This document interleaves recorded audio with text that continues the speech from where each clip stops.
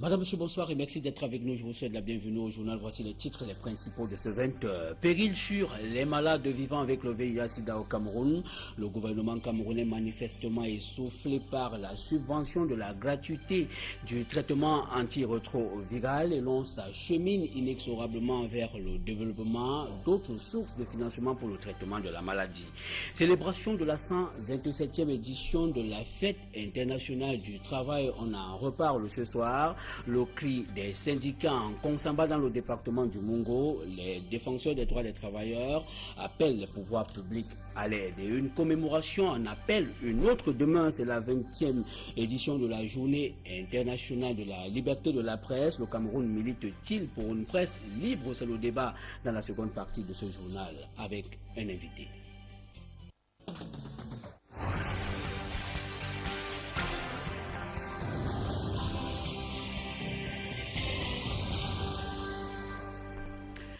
Merci une fois de plus, madame, monsieur, de nous retrouver sur le 20h. La santé à l'ouverture de cette édition. Notons que le gouvernement camerounais est manifestement essoufflé par la subvention de la gratuité des antirétroviraux. Le nombre sans cesse croissant des malades devient un souci énorme en termes de prise en charge. L'heure est à la diversification des sources de financement pour pallier la carence actuelle. Des détails avec Marcelin Gansop. En 1998, il fallait débourser 600 000 francs CFA par mois pour bénéficier d'un traitement antirétroviral. Depuis 2007, ce traitement est gratuit, mais le nombre de demandeurs a considérablement augmenté, passant de 28 000 en fin 2007 à 121 000 en décembre 2012. Nous savons que près de 260 000 personnes ont aujourd'hui besoin du traitement, mais qu'actuellement, il n'y en a que 123 000 qui sont sous traitement. Nous devons donc nous inquiéter de la prise en charge de ces personnes qui ont besoin de traitement. D'après les projections, en 2013, 150 000 personnes vivant avec le VIH-Sida auront besoin des antirétroviraux. Malheureusement, l'État ne peut plus supporter la gratuité des ARV, surtout que les financements extérieurs se raréfient. Pas surprenant que ces dernières années, les quantités d'ARV servies aux malades soient devenues insuffisantes pour couvrir un mois de traitement. Ceci à cause des tensions de stock. On sait tous que quand vous commencez un traitement ARV, ce n'est pas pour l'arrêter, si le traitement est à vie. Si vous avez les prises à 8 heures, il faut les prendre à 8 heures, pas à 10 heures. Et donc imaginez donc si vous devez passer des journées entières, des semaines entières sans traitement. Il faut donc réfléchir autrement pour continuer à assurer la disponibilité ainsi que la gratuité des antirétroviraux. Divers axes sont aujourd'hui à l'étude pour que le Cameroun mobilise plus de ressources telles que la gratuité des antirétroviraux continue à être effective et que la qualité de prise en charge ne souffre plus de tensions des antirétroviraux. Les acteurs engagés dans la lutte contre le sida proposent par exemple qu'un franc symbolique soit prélevé sur les appels téléphoniques ou l'achat des billets d'avion. C'est une expérience qui fait ses preuves ailleurs. Pour cette année, il faut environ 27 milliards de francs CFA pour couvrir les besoins en antirétroviraux. Les projections parlent d'une disponibilité de fonds de l'ordre de 18 milliards seulement, soit un gap de 9 milliards de francs CFA. De l'argent qu'il faut trouver quelque part. Et pour réparer le gap, il est même envisagé que les personnes vivant avec le VIH-Sida au Cameroun participent au financement de leur traitement. Seulement, une enquête réalisée à l'hôpital central de Yaoundé révèle l'extrême pauvreté des malades du Sida, la plupart étant issus des familles démunies. Une fois encore, Marcelin Gansop. Pour le seul hôpital central de Yaoundé, 7400 patients sont sous traitement antirétroviral. L'enquête réalisée auprès de ces malades a permis de constater qu'ils sont pour la plupart pauvres ou issus des familles pauvres. Plus de 70% sont carrément incapables de payer le moindre franc CFA pour bénéficier d'un traitement antirétroviral. L'enquête a révélé à cet effet que la plupart de ces malades, pour ceux qui travaillent, perçoivent moins de 30 000 francs CFA par mois, qu'ils vivent presque tous en famille et que 55% vivaient en dessous du seuil de la pauvreté. La même enquête nous apprend également que 55% de ces patients n'arrivent pas à faire leur bilan semestriel, faute de moyens. C'est donc clair que les malades pris individuellement ne peuvent pas supporter leur prise en charge. C'est pour cela que le président de la République a décidé en 2007 que le traitement antirétroviral soit gratuit. La subvention devait être alors supportée à 50% par le gouvernement et à 50% par le Fonds mondial. Les données ont changé. La contribution du Fonds mondial allant en s'amaigrissant au fil des années, passant même de 50% à 36%. D'où l'urgence qu'il y a aujourd'hui à aller vers de nouvelles sources de financement capables de soutenir durablement l'accès aux antirétroviraux. C'est à faire perdre le sommeil. Et toujours en santé, une assez bonne nouvelle dans la lutte contre le paludisme dans la région du Sud Cameroun. Nette régression du taux de la morbidité palustre. On est passé de 50% en 2008 à 33% en 2012.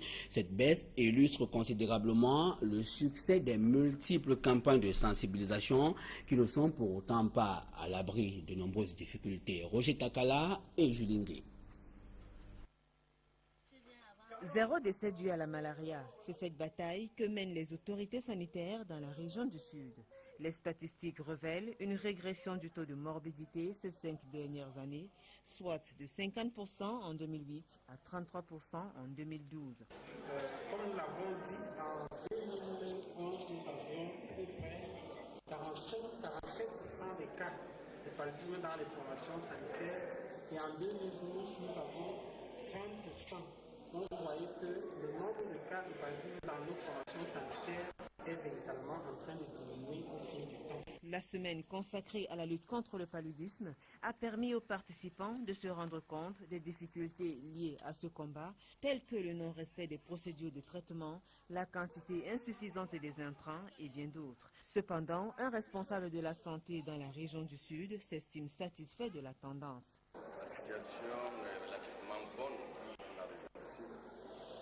Parce que la sensibilisation a été terminée et la diffusion NIDA a été bien faite et puis le nombre qu'on a reçu a été totalement distribué et la population en redemande. C'est déjà une très bonne chose, c'est l'indicateur ou l'indication que la lutte est bien menée contre le paludisme dans notre région.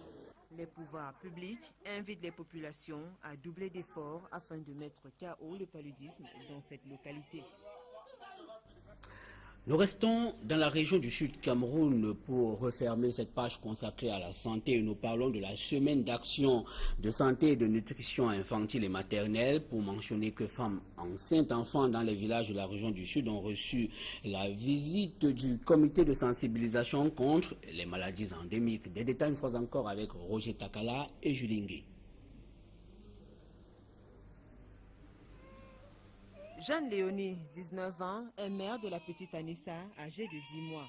Comme la plupart des jeunes filles de ce village dans le sud Cameroun, elle s'est opposée à la vaccination de son enfant. La jeune mère, à travers ce geste, veut éviter les effets secondaires du vaccin sur sa petite fille. Elle ne voulait même pas qu'on vaccine mon enfant parce qu'à chaque fois qu'elle se vaccine, elle tombe toujours malade. Et les médecins m'ont convaincue. Après une longue causerie éducative, elle finira par comprendre le bien fondé de la vaccination. Que le vaccin aide à la protection d'abord pour l'enfant et contre les maladies. Ce cas relate l'ignorance des jeunes mères de ce village et le déficit de communication visant à sensibiliser ces femmes sur le respect du calendrier de vaccination de leurs enfants. En premier lieu, ça protège les enfants et les femmes enceintes qui reçoivent la vaccination, le vaccin contre l'antitétanus. Donc c'est très important parce que ça les protège et ça protège aussi leurs enfants contre certaines maladies qui sont très graves. Les hommes, quant à eux, souhaitent que l'initiative perdure et saluent le geste. Que l'enfant tombe malade avec nous ici, pour que tu amènes à l'hôpital, ça sera difficile. Donc quand on voit comment vous Vous passez de village comme ça, nous on est très contents. La semaine d'action de santé de nutrition infantile et maternelle a permis non seulement aux enfants et femmes enceintes de bénéficier gratuitement des intrants tels que la vitamine A, mébendazole, le vaccin contre la poliomyélite, mais aussi la distribution des moustiquaires imprégnés à longue durée d'action. Journée internationale de la liberté de la presse, l'événement se célèbre demain. Aujourd'hui, on est à l'évaluation des résolutions des derniers états généraux de la communication au Cameroun. Un comité de suivi des résolutions bientôt mis sur pied. La révélation a été faite lors du lancement des activités marquant la célébration de la 20e édition de la Journée internationale de la liberté de la presse par Issa Tiroma Bakari. Le ministre camerounais de la communication était ce jour à Douala. Jean-Jonim Pek et Serge-Alain Roto. 5 mois après les derniers états généraux de la communication, les journalistes et professionnels des métiers connexes de la communication sociale au Cameroun sont toujours hantés par le scénario du forum de 1994. Pour Issa Tiroma Bakari, ministre de la communication, l'implémentation des résolutions n'est qu'une affaire de jour. Mon département ministériel qui pilote donc les états généraux est à pied d'œuvre pour que bientôt, comme je l'ai annoncé, que je publie déjà la décision qui constate la formation des membres des états généraux. Et je m'empresse de dire donc que les représentants de la presse sont présents de manière très importante, de manière très significative, afin qu'ils suivent le processus opératoire qui permet donc l'application des résolutions de ces états généraux. La grande famille de journalistes venus assister au lancement officiel des activités marquant la 20e édition de la Journée mondiale de la liberté de la presse a assisté à une conférence débat sur la liberté éditoriale et l'engagement citoyen, la responsabilité des médias dans le développement économique des nations. Pour le professeur Manassé Aboya Ndon, la presse peut objectivement procéder au développement du Cameroun, et cela par l'idéalisation de sa responsabilité sociale, tout en procédant par un choix militant. Pour Albert Mbida, avec la thématique sur la promotion de l'image de marque et le développement économique, l'universitaire s'est appesanti sur les délits de presse. Pour lui, aucun journaliste au Cameroun n'est en prison de ce fait-là, mais plutôt pour des délits de droit commun. Une réalité battue en brèche par Séverin Tchouke, un autre panéliste, qui a exposé sur la liberté de la presse et l'indépendance éditoriale. Nous continuons d'insister sur le fait qu'il faille abroger très rapidement les peines privatives de liberté contenues dans les dispositions de décembre 1990. Nous sommes les délits commis par voie de presse sont bien des délits de presse qui existent dans notre corpus juridique, tel que le prévoit la loi de décembre. La mise en place du comité de suivi des résolutions des états généraux de la communication de 2012 a du pain sur la planche. Et l'application de la Convention collective nationale des journalistes du Cameroun a été une fois de plus évoquée à cette occasion. Cette application reste difficile, c'est du moins le sentiment que partagent bon nombre de patrons de presse, en même temps qu'ils refusent que l'on dise qu'ils jouent la carte du gouvernement camerounais. Une fois encore, Jean-Jonim Pek et Serge-Alain Roto. La Convention collective nationale des journalistes et professionnels des métiers connexes de la communication sociale n'est toujours pas appliquée. Pour certains patrons de presse, au regard de l'environnement, sa mise en route reste une utopie. Il n'est pas possible aujourd'hui et à l'état actuel d'appliquer cette convention parce que je ne vois pas une entreprise de presse qui peut payer un journaliste à 400 000 francs le mois. Je ne vois pas, à moins que ce soit extraordinaire. Mais ce qu'on veut actuellement, c'est que l'État puisse accompagner les promoteurs de presse et au-delà de l'État, les promoteurs des entreprises privées. Parce que quand on fait un ratio dans le partage de la publicité par l'État, on va constater que seul Cameroun Tribune détient le monopole. Cameroun Tribune est tiré à 36 pages, vous aurez au moins 20 pages de publicité des sessions. Même la mise à disposition d'un compte d'affectation spéciale n'y fera rien. Le compte d'affectation, c'est pour quand? Négocié puis signé le 12 novembre 2008, cet accord écrit relatif aux conditions de travail et d'emploi conclu entre employeurs et représentants des travailleurs. La convention collective qui a été signée est même en deçà de ce qui est pratiqué dans une bonne partie d'entreprises structurées qui se respectent dans ce pays. Je fais partie de ceux qui ont négocié cette convention collective. Je sais de quoi il il en retourne. Je peux même vous dire que j'étais l'un des plus teigneux qui a négocié pied à pied, virgule après virgule, cette convention collective. Pour plusieurs employés, sa non-application reste le fait d'une certaine connivence entre le gouvernement et certains patrons de presse. Parler sans crainte, assurer la liberté d'expression dans tous les médias, c'est le thème général de la 20e édition de la Journée mondiale de la liberté de la presse. On note que des journalistes restent en prison pour les délits de presse. La dernière incarcération dans la ville de Douala date de quelques semaines seulement. Avec Jean-Marie Tchatchouan, le directeur de publication du journal Parole, est détenu à la prison centrale de Newbel pour diffamation sur le directeur général de la Socatur, la société de transport urbain dans la ville de Douala. En politique, notons que les 7 membres de la Chambre haute du Parlement camerounais pour le compte de la région de l'extrême nord du Cameroun sont connus depuis le 29 avril dernier. Parmi eux, une femme, la toute première qui accède à une telle fonction dans cette partie du Cameroun. Je vous propose de la découvrir dans ce reportage signé Amadou Daïro et Étienne Pascal Azegue.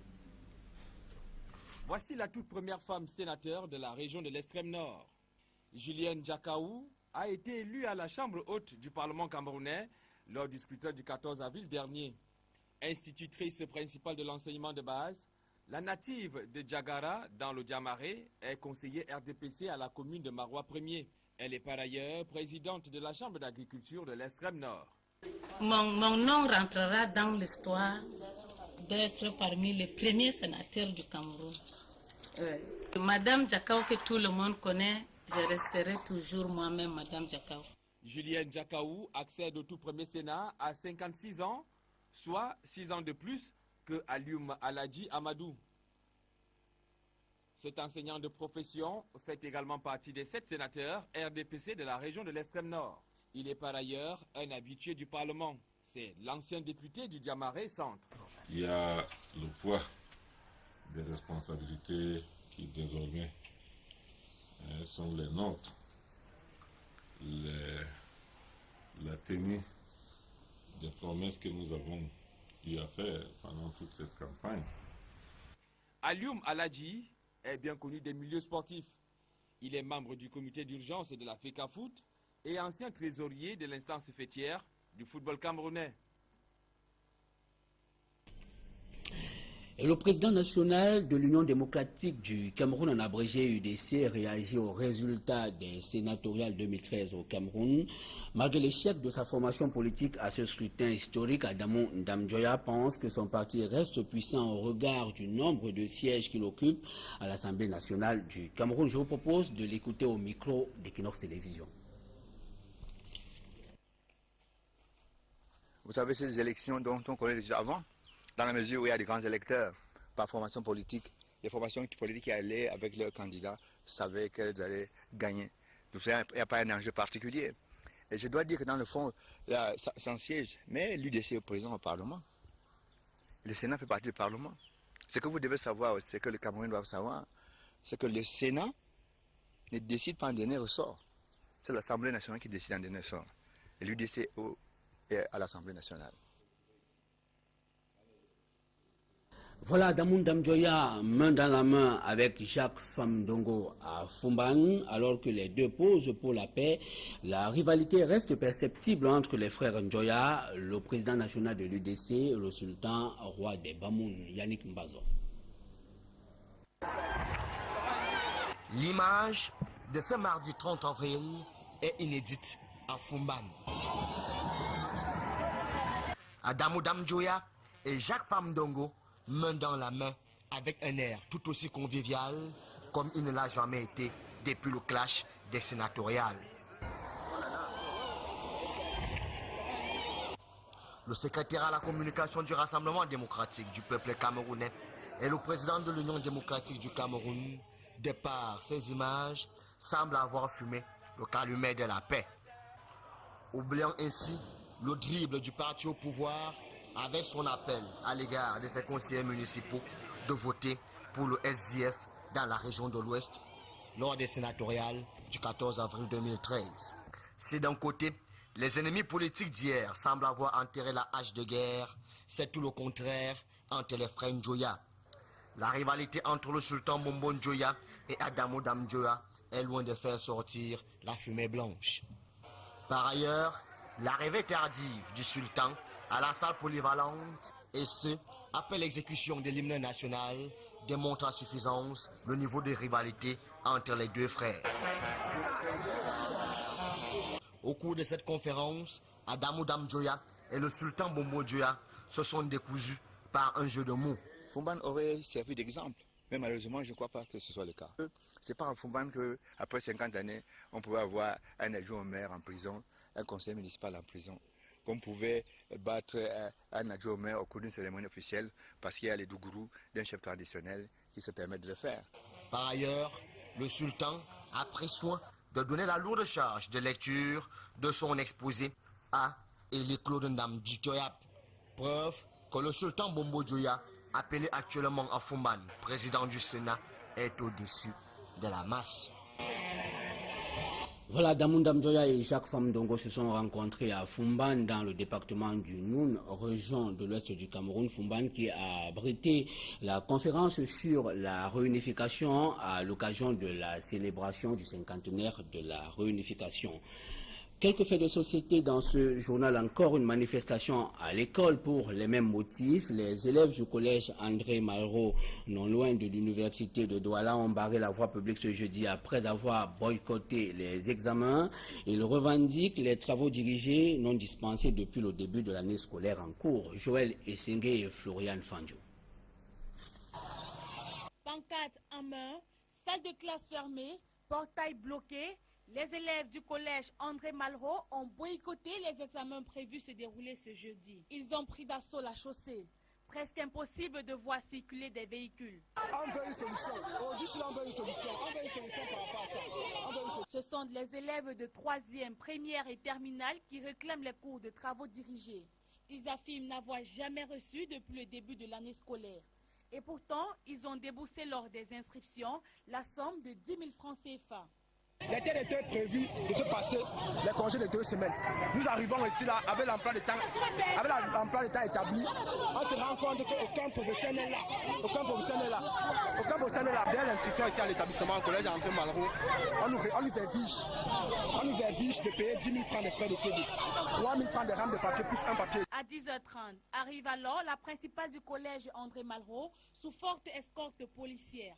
Elle essaye tant bien que mal de calmer les élèves. Elle commence ensuite les négociations. Suite aux différentes revendications, la principale décide que désormais, les travaux dirigés auront lieu le mercredi et le samedi. En rappel, en moins d'une semaine, c'est le 4e cas qui se reproduit. L'Institut secondaire de technologie, ensuite le collège Bao à Bepanda, puis Eyenge Congo à Deido, et voici le tour du collège André Malraux à la Cité SIC. Célébration de la 127e édition de la Fête internationale du travail. Les syndicats en Konsamba dans le département du Mongo demandent au pouvoir public de les aider à plaider pour les employés auprès des employeurs. Ils l'ont déclaré hier à l'occasion de la Fête du travail dont le thème avait un rapport avec le travail décent. Nous y reviendrons. Notons que le personnel du groupe La Nouvelle Expression n'était pas en reste. Il a célébré la 127e édition de la Fête internationale du travail. Les employés vêtus aux couleurs d'Equinox Télévision ont communié hier autour de leur PDG dans une ambiance de fête et de vœux. Mitterrand, Dame, Jean-John Impec et Sandrine Babou.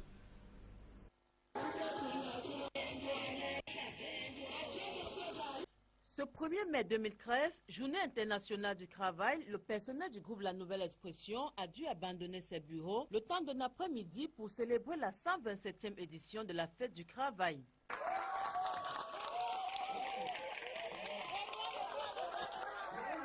C'est dans un restaurant de la ville de Douala que le staff administratif, les journalistes, les technico-artistiques et autres personnels du groupe de presse, vêtus aux couleurs d'Equinox, se sont retrouvés autour de leur président-directeur général, Séverin Tchunke.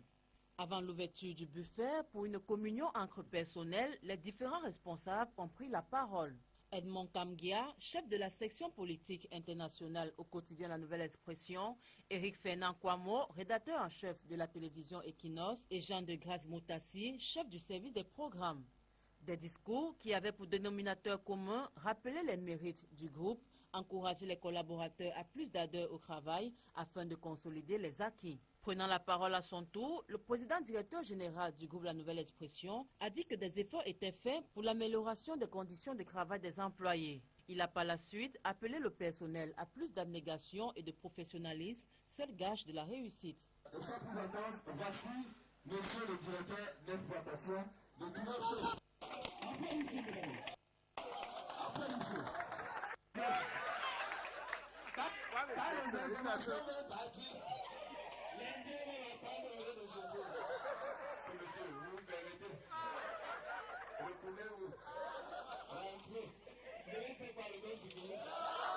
Excusez-moi, je blaguais.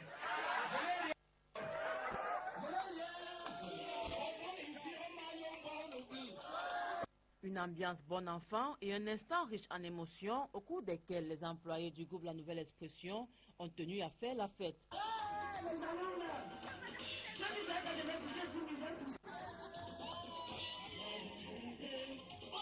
Tout en souhaitant voir se renouveler cette cérémonie l'année prochaine. Et nous restons dans ce contexte pour noter que la Direction générale du chantier naval et industriel du Cameroun entend renforcer le dialogue social à travers des rencontres au sein de l'entreprise. C'est la réponse du staff dirigeant aux doléances des employés hier à l'occasion de la fête du travail. Reportage. Le personnel du chantier naval et industriel du Cameroun n'a pas dérogé à la tradition cette année 2013. Dès 7h30, il était en place au sein de l'entreprise afin de prendre la direction de la place de l'UDEAC où s'est déroulée la grande parade de la 127e fête du travail dans la capitale économique. Au-delà de quelques grabuges observés dans l'organisation de cette autre parade, le personnel du chantier naval a profité de son passage devant les autorités administratives de la région à travers des pas bien cadencés au rythme de la fanfare de la communauté urbaine de Douala pour exprimer la joie, le calme et la sérénité qui règnent au sein du chantier naval depuis l'arrivée du nouveau directeur général. Ce défilé très merveilleux pour le chantier naval, surtout parce que c'est la première fois où on défile devant un DG blanc et ça nous a beaucoup ravis. Il y a déjà l'harmonie, il y a tout, il y a les travaux qui arrivent dans les docks. Vous voyez le personnel, on nous a réservé un carreau de 200 personnes, mais nous sommes venus plus de 200. Pourquoi vous nous voyez nombreux au défilé? Parce que le chantier naval va mieux. Tel un seul homme, le personnel s'est retrouvé à la fin du défilé devant caméramens et photographes pour immortaliser ce moment fort qui a vu une mobilisation à nul autre pareil. Le retour de la délégation à la base s'est fait dans l'harmonie et dans un bus commis pour la circonstance. Dans un décor féerique, le personnel a vite fait d'occuper l'espace pour donner place au discours. Bien avant ce moment, il y a eu de l'humour avec le professeur Ndiasso. Applaudissez pour le professeur. S'il vous plaît, après la fête, organisez l'anniversaire de la fête. Ensuite, de la musique avec un artiste qui fait ses premiers pas dans la chanson.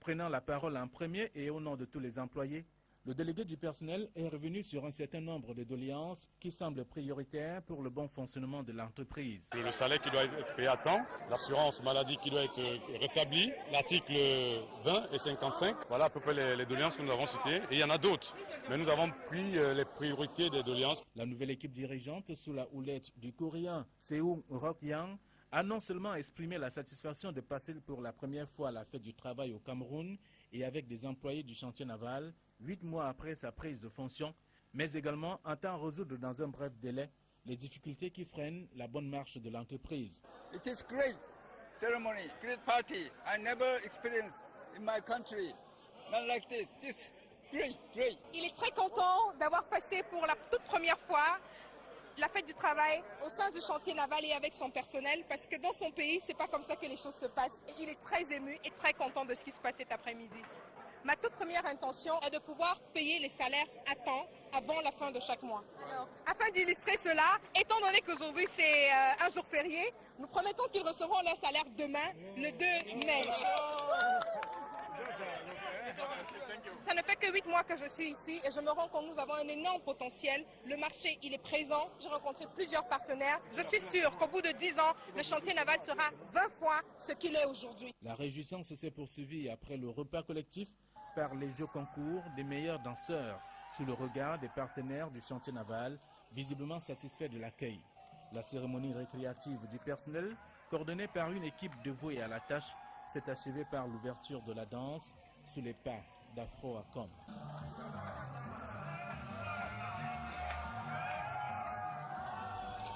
Et la station-service CMI Oil renforce le partenariat de confiance avec sa clientèle. Les deux parties ont célébré hier, main dans la main, la 127e édition de la Fête internationale du travail dans la ville de Douala. Reportage.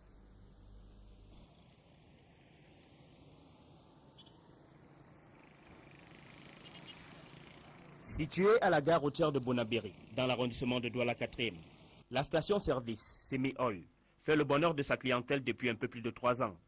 À la pompe, l'accueil est chaleureux, le service rapide et de qualité.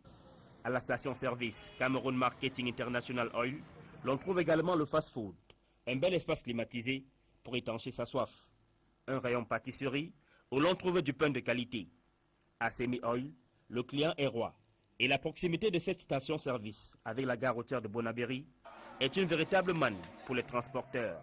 Ces derniers, comme tous les autres clients, s'y sentent chez eux.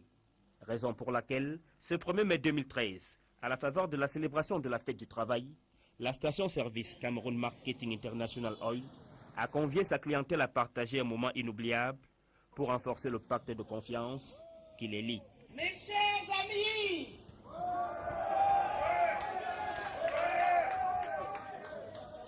comme vous aimez à rappeler, la mer vous salue. Voici 3 ans, nous nous trouvions dans ce même environnement pour mettre sous pied le pacte de confiance que CMI Oil souhaitait avoir avec vous.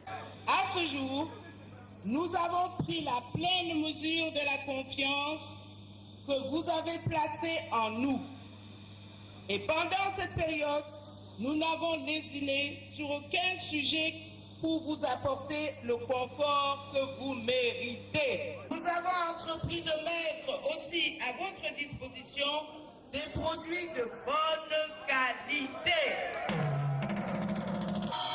Le tout dans un confort qui n'a rien à envier aux grandes surfaces de notre belle capitale économique qui est Douala. Ce moment de communion entre la station CMI Oil et les consommateurs était également marqué par la prestation de groupes de danse traditionnels.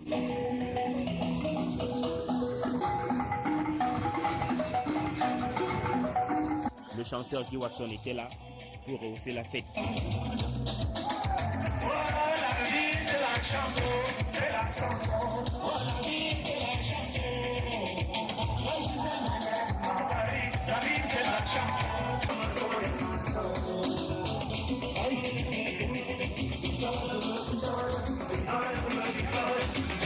La station-service CMI Oil entend ainsi œuvrer davantage pour le bonheur des consommateurs. Et pour refermer cette chemise consacrée à l'information publicitaire, notons que c'est au total 10 milliards de francs CFA pour régénérer les plantations d'Evecam, dont 60% sont vieillissantes. Tel est le montant de la convention de financement qui lie désormais cette entreprise à Freeland First Bank. Les documents y afférents ont été paraphés à Yaoundé entre les directions générales des deux structures. Reportage. Cette signature vaut 10 milliards de francs CFA. Un précieux concours d'Afriland First Bank qui permettra à Evecam d'exécuter son programme de replantation et de régénération des plantations d'EVA dans la concession de Niété. C'est un financement qui va nous supporter dans le rajeunissement de notre plantation qui est vieillissante. À travers ce programme de rajeunissement, il va y avoir l'aboutissement de nouvelles créations d'emplois. Nous avons au sein de la plantation 6 000 emplois et nous pensons qu'avec l'aboutissement de ce financement, de ce partenariat de financement, nous pourrons créer un autre peut-être 10 à 15%. Et avec l'extension de notre nouvel site de Bissiang sur une superficie de 18 600 hectares, nous escomptions créer au moins 3 000 emplois additionnels directs et peut-être un autre 3 000 ou 4 000 emplois indirects qui est la sous-traitance. Il va y avoir d'autres retombées sociales, par exemple construction des maisons pour nos travailleurs. En acceptant ce mariage de raison, Afriland First Bank ne fait pas mystère de sa détermination à accompagner le gouvernement sur le chemin de la modernisation de l'agriculture et de l'agro-industrie au Cameroun. L'orientation que nous donnons, c'est nous engager vers des projets créateurs vraiment de richesse et d'emploi. Et c'est ça qui marque notre intérêt à financer l'agro-industrie comme EVCAM, qui sont des financements à long terme, qui nécessitent que la banque prenne des décisions courageuses parce que l'impact sur ces ratios de transformation, injecter 10 milliards dans EVCAM, c'est une décision importante et courageuse. Et nous le faisons, comme nous l'avons fait hier pour CDC, comme nous l'avons fait hier pour Soka Palm. Fleuron de l'agro-industrie au Cameroun et dans la sous-région, EVCAM amorce avec cette convention un virage prometteur dont le succès sera à nul doute à la mesure de l'expertise de cette entreprise. La production va augmenter pour rencontrer la capacité de l'usine. Nous escomptons qu'avec le plan de rajeunissement et après l'extension de nouveaux développements, nous pouvons atteindre l'usine à sa pleine capacité de 50 000 tonnes et plus. Bon à savoir, 27 ans après sa création, Afriland First Bank occupe le peloton de tête du marché bancaire. Avec ses 32 agences au Cameroun, elle prend une part significative dans le financement de l'économie nationale et même de la sous-région, avec un portefeuille de crédit de près de 300 milliards de francs CFA.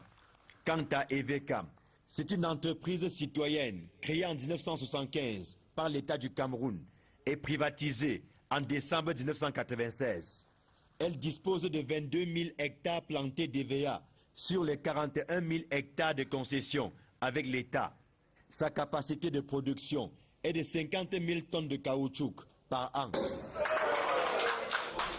Voilà, madame, monsieur, je vous invite à présent à nous retrouver dans la seconde partie de ce journal consacré au débat. C'est juste après l'indicatif.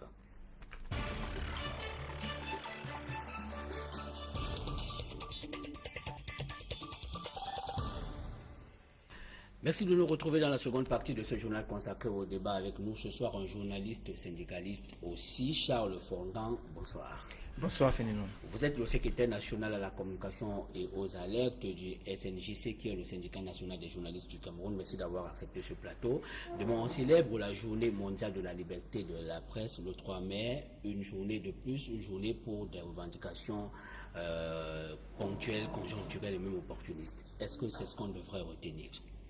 Exactement, mais j'aimerais tout d'abord dire que la journée mondiale de la liberté de la presse a une origine africaine. Elle est aujourd'hui célébrée partout dans le monde entier, mais il faut noter que c'est principalement en Namibie, à Windhoek, en 1991, que des journalistes réunis pour une conférence africaine avaient évoqué pour la première fois l'idée de créer une journée pour les journalistes, et la réflexion avait continué avec l'UNESCO, qui avait donc transporté cette doléance auprès des Nations Unies, qui ont accepté 2 ans plus tard d'instituer la journée du 3 mai, journée mondiale de la liberté de la presse. L'édition de cette année est assez spéciale dans la mesure où c'est la 20e édition, et le thème est tout aussi original. Il est parler sans crainte, assurer la liberté d'expression dans tous les médias. Ça, c'est le thème général, mais un thème qui a été domestiqué au Cameroun, qui semble mettre une sorte de cadrage dans la liberté de la presse. Et nous remarquons à travers le cadrage qui a été décidé par le ministère de la Communication que le gouvernement n'est pas tout à fait d'accord avec cette ouverture que prône l'UNESCO en voulant restreindre la liberté éditoriale ou encore lier la liberté éditoriale à l'engagement citoyen. On comprend très bien qu'on est dans la logique de vouloir restreindre les libertés de la presse. Et je vais donc profiter pour appeler tous les journalistes où ils se trouvent à manifester demain, à se retrouver à des endroits qui sont indiqués. Notamment ceux qui sont à Douala devraient se retrouver demain à la place du gouvernement, c'était à Bonanjo. Ceux de Bafoussam doivent se retrouver à l'esplanade du Club Média Ouest.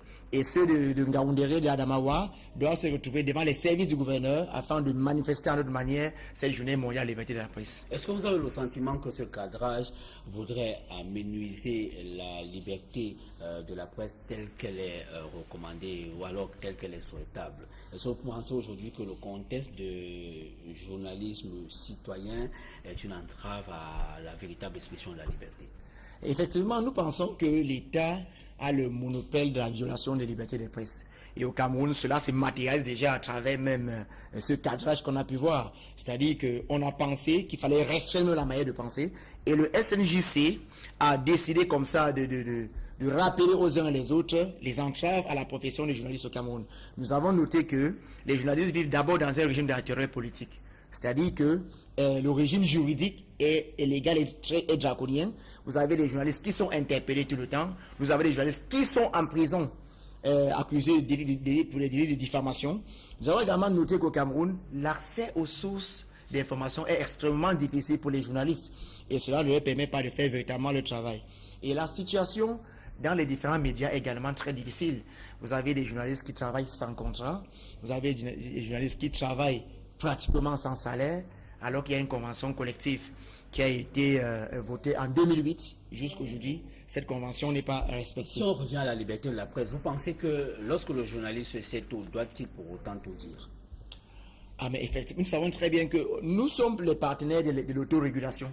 Nous savons très bien qu'il y a une éthique, il y a une déontologie qu'il faut respecter, il y a également une éthique qui est propre à celui qui exerce le métier. Et nous avons pensé que les pairs eux-mêmes devaient mettre sur place une instance d'autorégulation et à travers les formations que les différents syndicats organisent, les journalistes savent exactement ce qu'il faut dire et ce qu'il ne faut pas dire. Est-ce que le métier aujourd'hui, ou alors le secteur est aujourd'hui exempt de toute dérive? Ah, mais là, nous le reconnaissons. Nous savons très bien que partout, comme on dit parfois, les difficultés ne manquent pas. Nous savons que dans le métier des journalistes, il y a certainement des écarts de comportement, mais ces écarts ne peuvent pas justifier la mainmise du gouvernement sur les affaires de la presse. Nous pensons que c'est vrai qu'il y a des écarts, mais nous-mêmes, au sein des organismes que nous pensons mettre en place, des organismes d'autorégulation, nous serons recadrés, les nôtres qui essayent de s'écarter de la norme. Merci Charles Fonga, merci d'avoir accepté ce plateau. Le temps nous tient à la gorge. Nous sommes arrivés au thème de ce journal. Madame, Monsieur, merci de nous avoir suivis. Restez connectés sur les programmes d'Equinox Télévision. Je vous retrouve demain lorsqu'il sera 20h. Bonsoir.